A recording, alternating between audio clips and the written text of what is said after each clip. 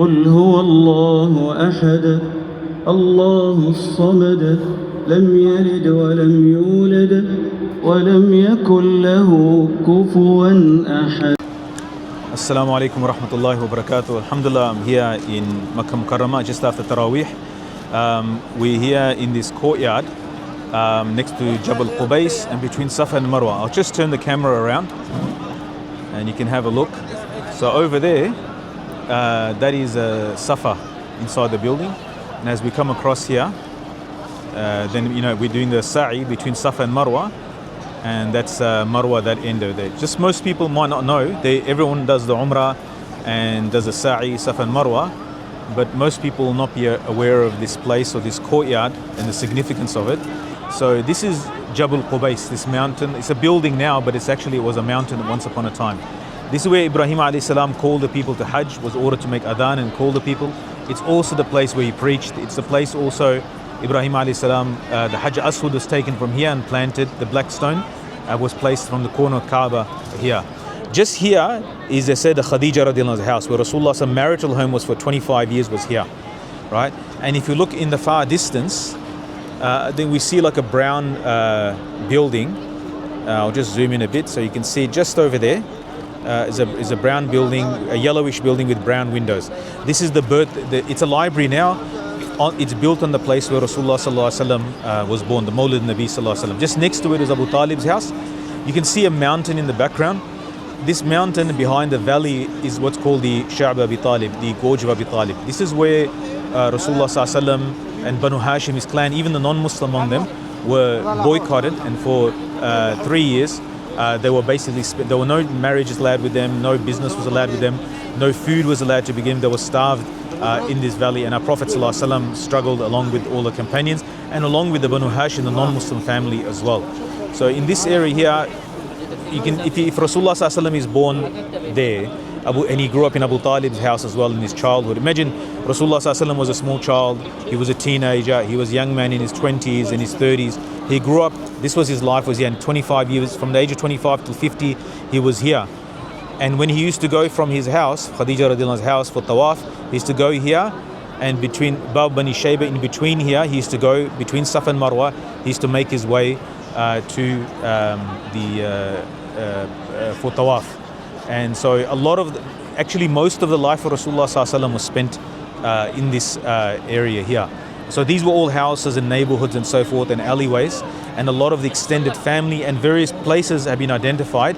Like for example, if you go down there, you see this green door, and it's identified as the place where Abbas radiallahu anhu lived. At Safa also is interesting, is the place where there's you hear the name Arqam bin al-Arqam. There's so many Darul Arqam's institutions around the world, but the actual Darul Arqam is near Safa. This is the house of Arqam bin Abil Arqam, where Rasulullah sallallahu alaihi wasallam, he used to teach the companions, teach them Quran and Deen. So that used to happen near Mount Safa. So the house is right up and on Safa as well. So like that, this is 53 years of Rasulullah sallallahu alaihi wasallam's life was spent in this area.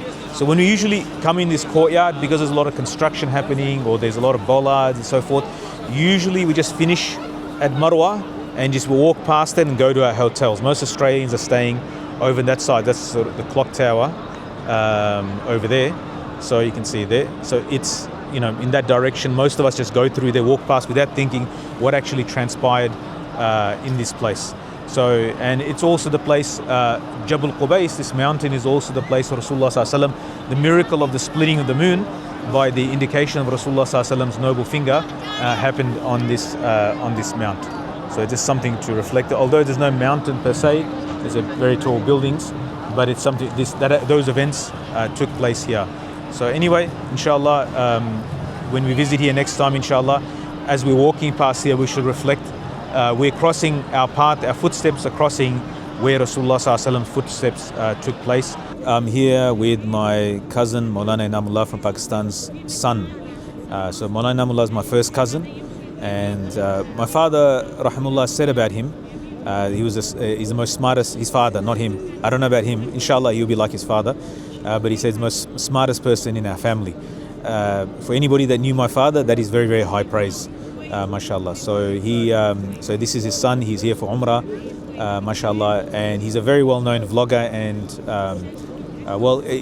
those who know, they know. So inshallah, I don't need to explain. But also, he had a very, very nice voice. So I'm going to get him to recite some. He doesn't speak English. Inshallah, you speak English? Inshallah. He speaks Urdu and he speaks Pashto and he's learning Arabic. He's going to start, he's becoming an alim, he's a Hafiz Quran, mashallah. Alhamdulillah. And he will be, inshallah, one day we might see him in Australia, inshallah. Maybe he'll lead us in Taraweeh or something. I hope so, inshallah, one day. So we're here, we're meeting up in the Haram, best place to meet. First time I'm meeting him, actually. Second time? Oh yeah. Once I visited your village. Yeah, I visited your home in the village. Alhamdulillah. First time. How old were you? My village. Yeah. How old were you? وقت किस उम्र से वक्त तकरीबन 14. He was like 14 years old, 5-6 years ago. Anyway, so nice place to meet a family member, alhamdulillah. And so he will recite some a poem for us, inshallah. Bismillahirrahmanirrahim. सबसे पहले दुरूद सलाम अल्लाहुम्मा सल्ली अला मुहम्मद व अला आलि मुहम्मद कमा सल्लैता अला इब्राहीम व अला आलि इब्राहीम इन्नका हमीदुम मजीद. वो शहर मोहब्बत जहाँ मुस्तफ़ा है वहीं घर बनाने को दिल चाहता है.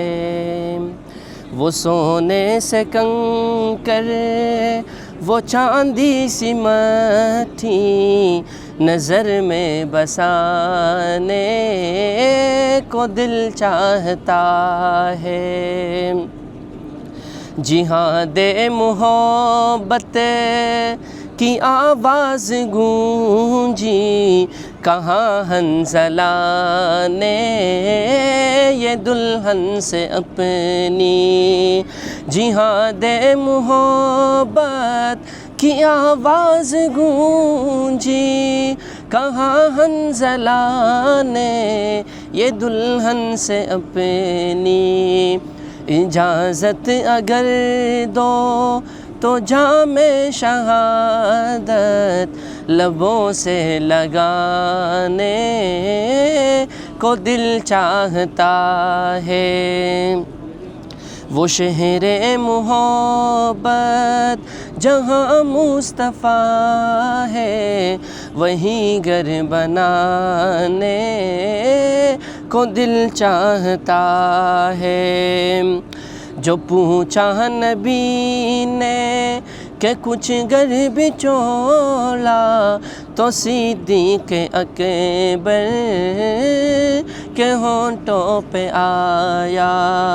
जो पूछा नबी ने कि कुछ घर बिचौला तो सिद्दीक़ अकबर के होंठों पे आया.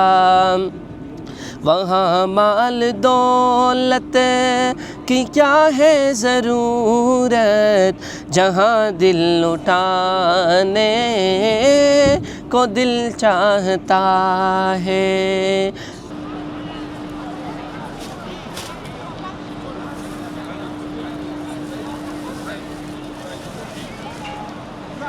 That guy doing nunchakas with his tasbih.